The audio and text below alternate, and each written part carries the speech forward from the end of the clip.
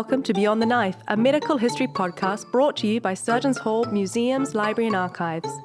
We are part of the Royal College of Surgeons of Edinburgh. I am Chanté, Director of Heritage and Estates at the college. Each episode, I'm joined by a guest who shares a story from the history of medicine and surgery. This episode contains discussions on topics that some people may find distressing. Please take care while listening. It's Christmas, everybody. Merry Christmas. And this marks 1 year of the Beyond the Knife podcast from Surgeons Hall Museums. It has been an absolute treat to bring you so many stories this year, and we are already excited about the guests that we have lined up for 2026. But first, we bring you this year's Christmas episode. And we start on Christmas Day in 1828. A murder trial opened at the High Court, a trial that would change the city's medical world forever. William Hare, one of the accused, was offered king's evidence, a pardon in exchange for testifying against his partner in crime, William Burke, for the murder of Margaret Doherty. The case would be known as the Westport murders, and it uncovered a chilling trade in bodies. Burke and Hare had killed multiple people, selling their remains to anatomy schools for dissection, including the college here, where we are recording this episode. The revelations shocked the public and exposed how poorly regulated medical study was at the time. Burke was found guilty and sentenced to death on January 28, 1829. His confessions in the week before his execution revealed the full horror of what had happened in Edinburgh's Old Town. In this Christmas episode of Beyond the Knife, we're joined by Kat Irving, Human Remains Conservator at Surgeons Hall Museums, to revisit the Westport murders, exploring how these events reshaped the law, anatomy, and medical education in 19th century Scotland forever. Kat, welcome to the podcast. The last time we met, we talked about the history of dissection, and today we are going to do a deep dive into one particular year, and that is 1828. This was a pivotal year where there were a range of remarkable events that really changed how the medical profession obtained bodies for teaching. Kat, take us back to 1828. Okay, well, I want to start off in Halloween 1828. It's the 31st of October, it's the morning. And there's a woman on the Westport of Edinburgh. She's an Irish woman, she's from Donegal originally, but she's been living in Glasgow for a wee while. And she came through to Edinburgh because she was trying to find her son. He was living on Pleasant, but she gets to Pleasant, she discovers he left a couple of days ago, so she's missed him. So she's working her way up the Westport, she's talking to people, she's telling them her story. People don't seem to remember her name very well. She may be Mary, Margaret, Marjorie, Margie. If she talks to Scottish people, she seems to give her married name of Campbell. But if she talks to Irish people, and there are a lot of people, Irish people living on the Westport at that time, she gives her maiden name of Doherty. And she's telling them about her son. She's trying to find him. She's got no money. She hasn't had any breakfast. And then she meets an Irishman who says, my mum's name was Doherty. We must be related. She's from the same part of Ireland as you.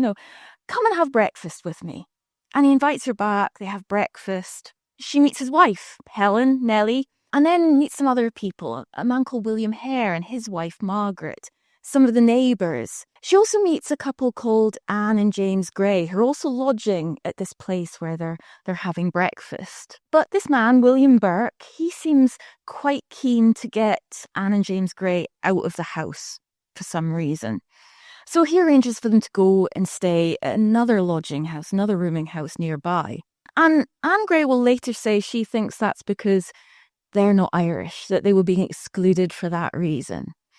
But when the Greys come back the next day, they find that it was actually for a darker purpose than that. Because when they come back the next day, Mary Doherty, or Margie Doherty, she's no longer there. And that seems really strange to them because she had no money, she had nowhere to go. And last night, everyone was telling her that they can help her find her son. So the fact that she's just disappeared seems odd.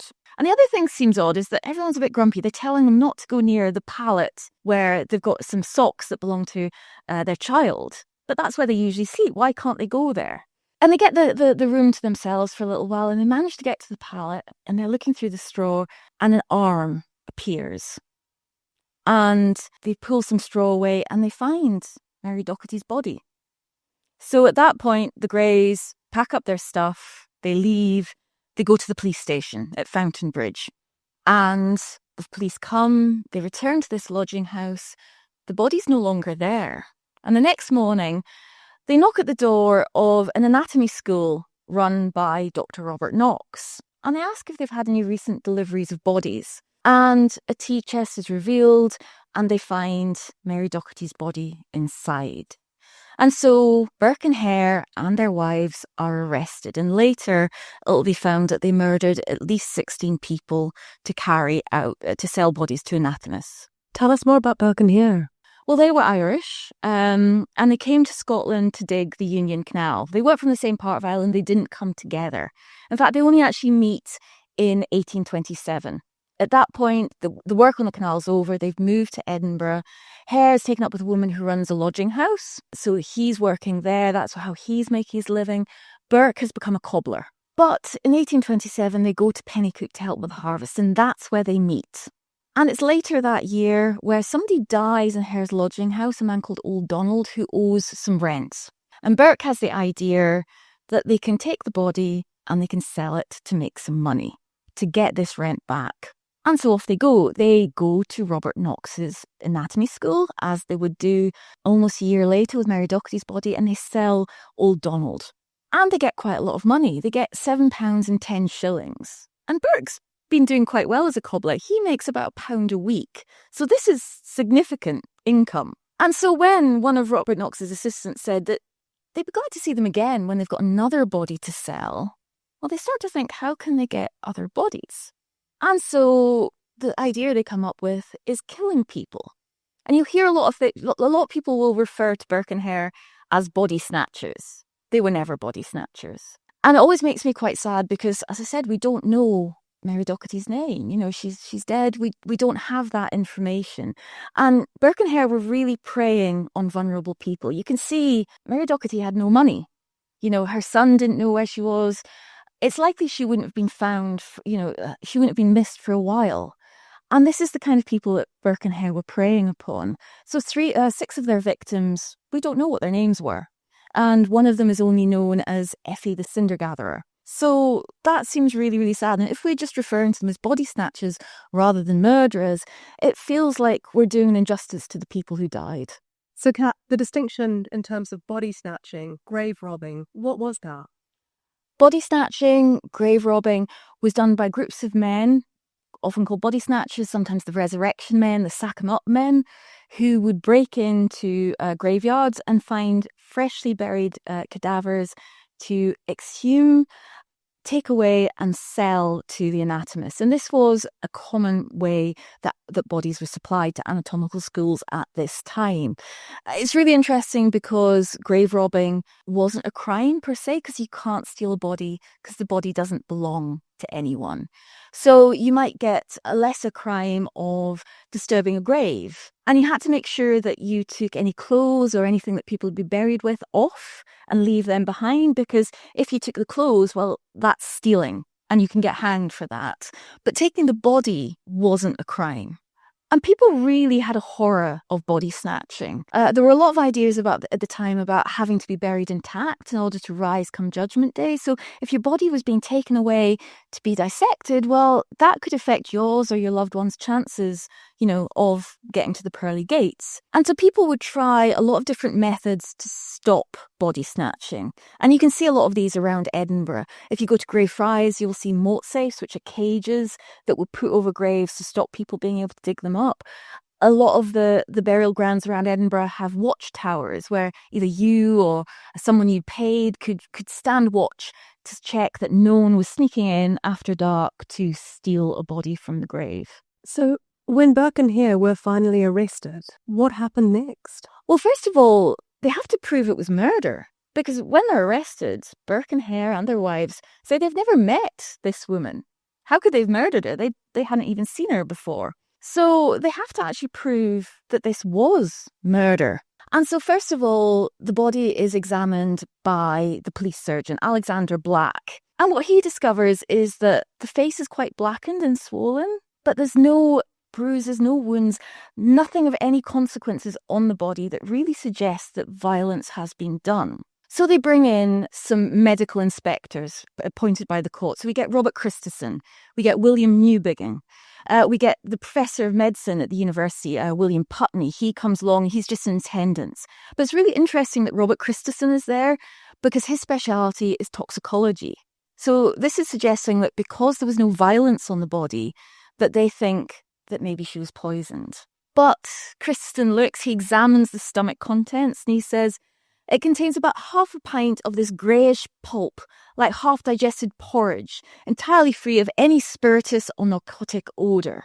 So this is saying that he doesn't think that she was poisoned or even that she's died of excess alcohol. You know, we know there was a lot of drinking going on that night. And it's interesting because, you know, at this point, Burke makes another statement. He says, they did meet her. They did meet Mary Docherty, but she died of natural causes. They didn't murder her. You know, she just died because she'd been drinking too much.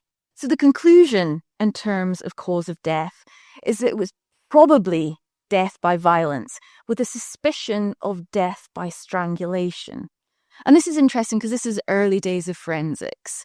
And one of the things that's noted is that her hyoid bone, this little bone just inside your neck, it's shaped like a horseshoe, that's intact. And today, in most cases of strangulation, it'll be recognised that the hyoid bone would be broken.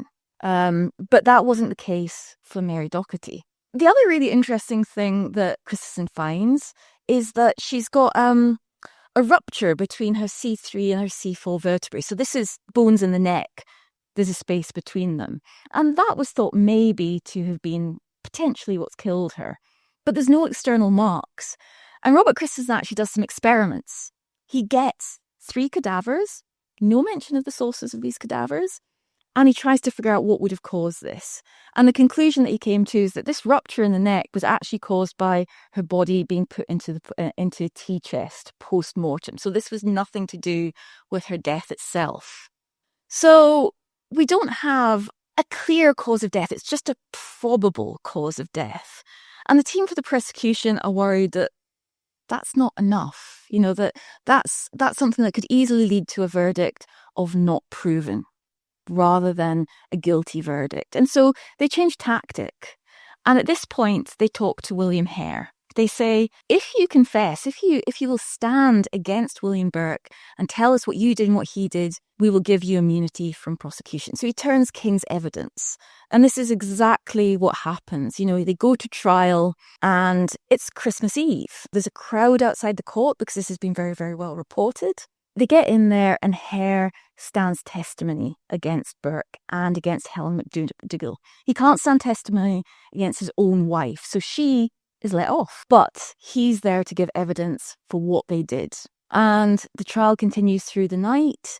People are brought in to give evidence. A lot of the people who had met Mary Docherty on that morning come forward and present what they recalled of that morning. And the trial runs till the next morning, and at 8:30 the jury retire to deliberate on their verdict.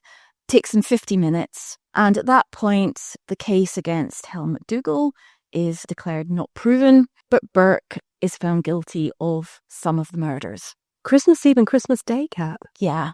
I mean, this was a common thing in Scotland at that point. They weren't holidays. Christmas Day doesn't become a public holiday until 1958. So for many, it was just an ordinary working day at this point. So to put these events within a broader context, what else is happening that year? Well, it's really interesting because other things are definitely happening in anatomy in 1828. You know, the fact that you're not even thinking about people murdering to sell bodies to anatomists doesn't mean that anatomists aren't thinking about more legitimate ways to get bodies. And you've got 2 men in particular in London who are discussing this at length. And the first one is Astley Cooper. He was the president of the Royal College of Surgeons of England.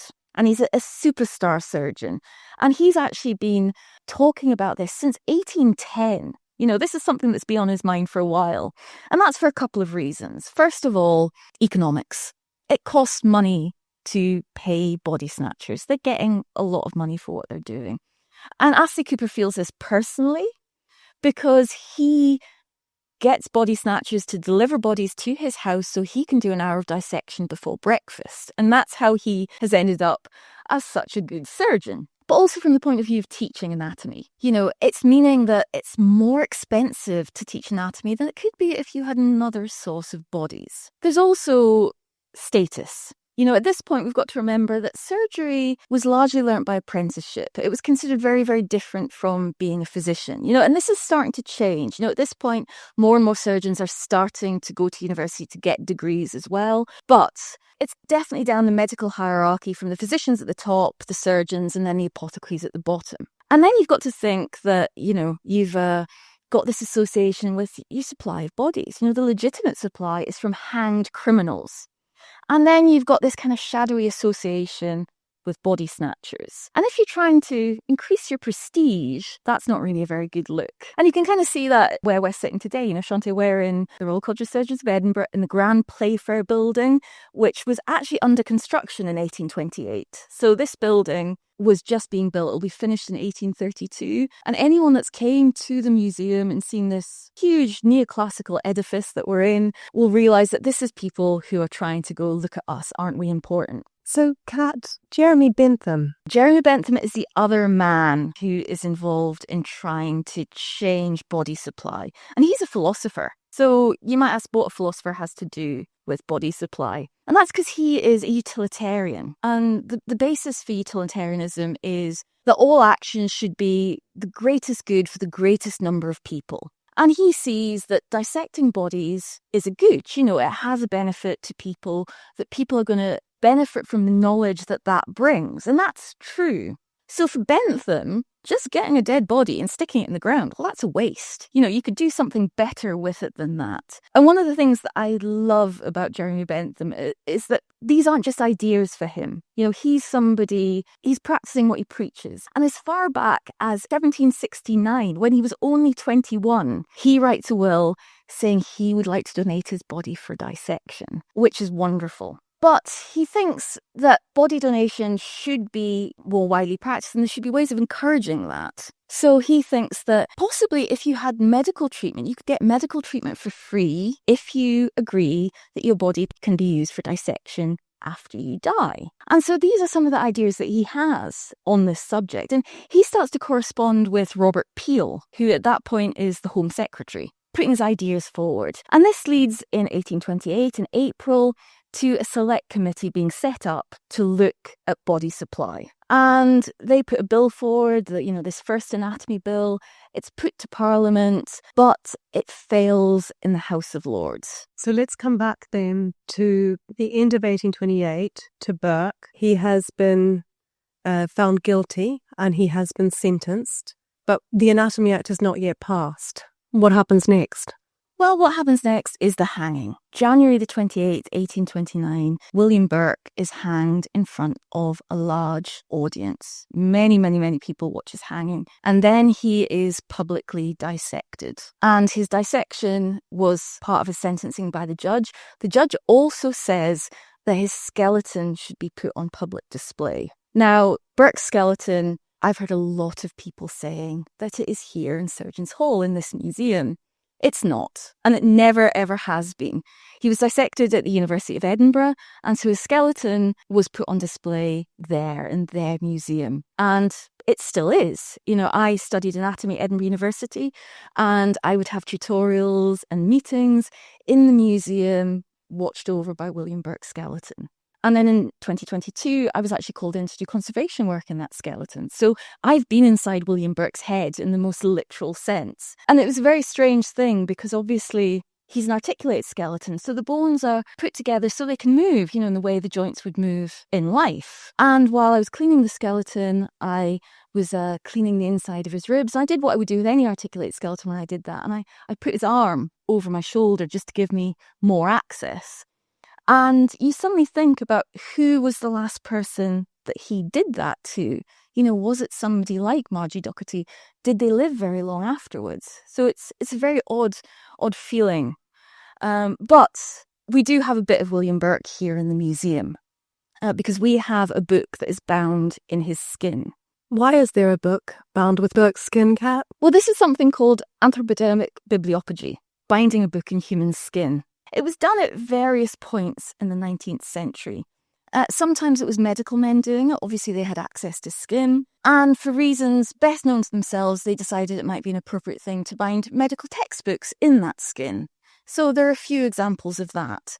But there are also examples of criminal skin being used. This was also considered a further punishment for what they had done. So you can see a couple of examples in the UK. For example, in Moyse Hall Museum in Bury St Edmunds, there's a book which is bound in the skin of William Corder, who's known as the Red Barn murderer, who murdered his girlfriend. And in Bristol, you can see a book that's bound in the skin of a man called Horwood, who'd murdered a woman called Eliza Balsam, who had rejected his advances. She was only 19 years old.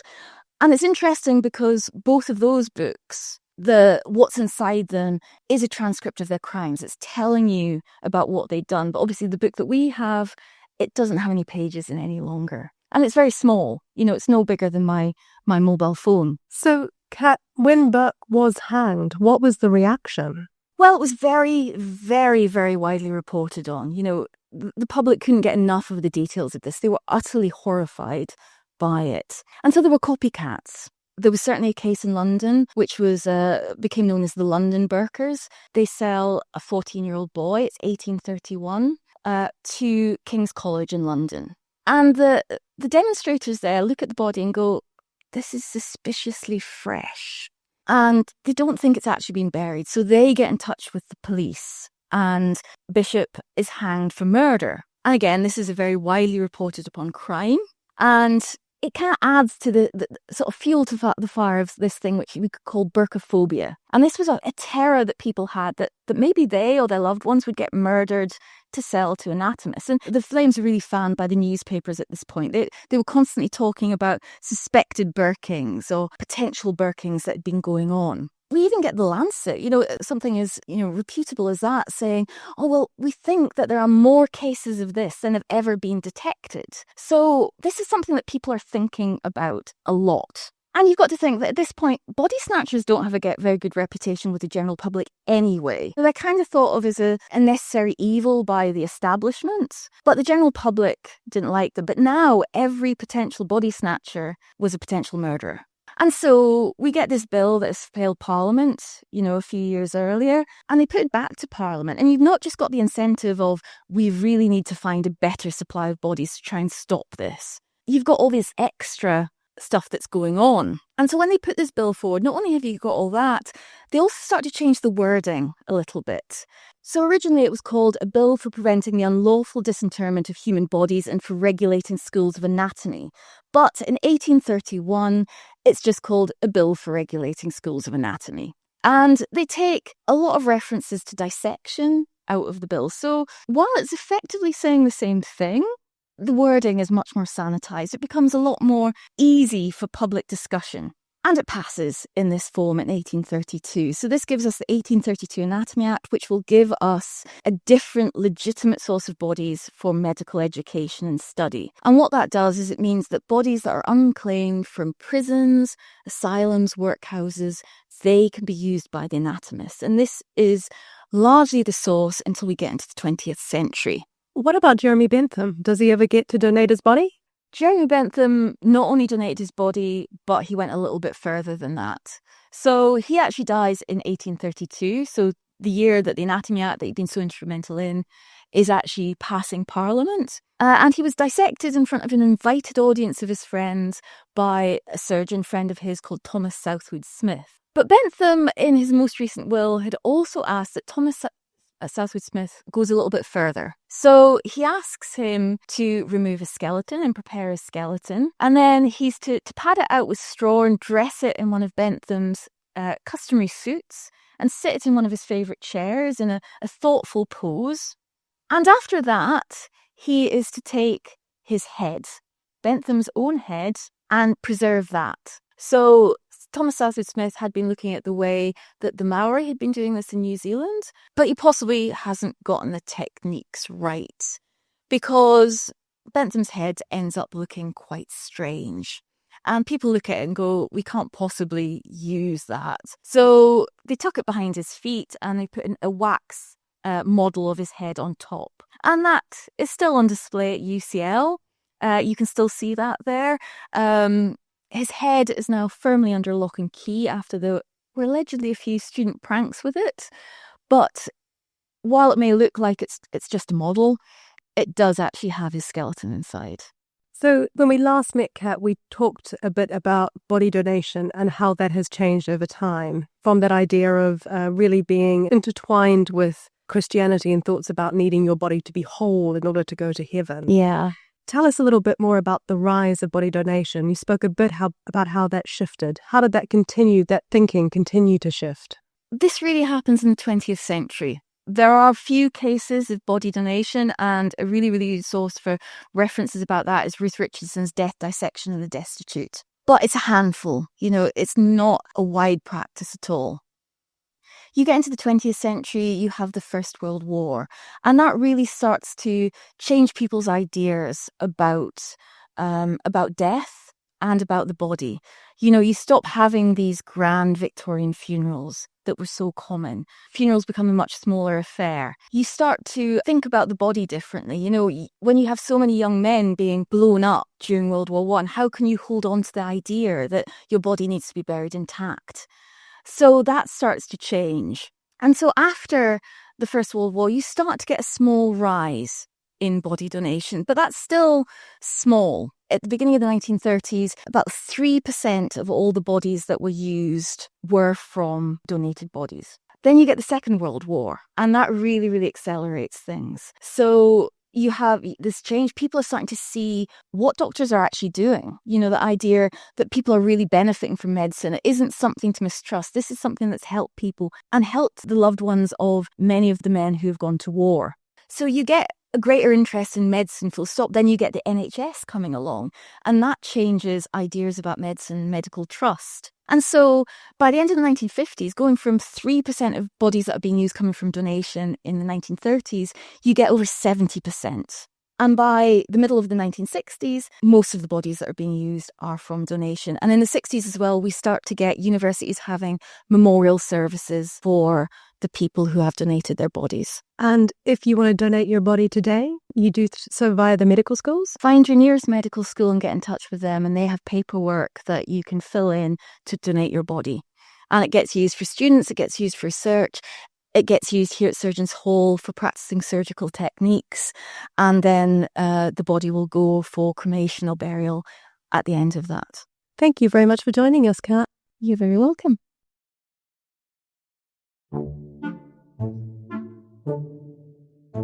Thank you for listening to Beyond the Knife, a medical history podcast brought to you by Surgeons Hall Museums, Library and Archives. To find out more about us, you can visit www.museum.rcsed.ac.uk. You can also follow us on our social media channels. Join us wherever you get your podcasts.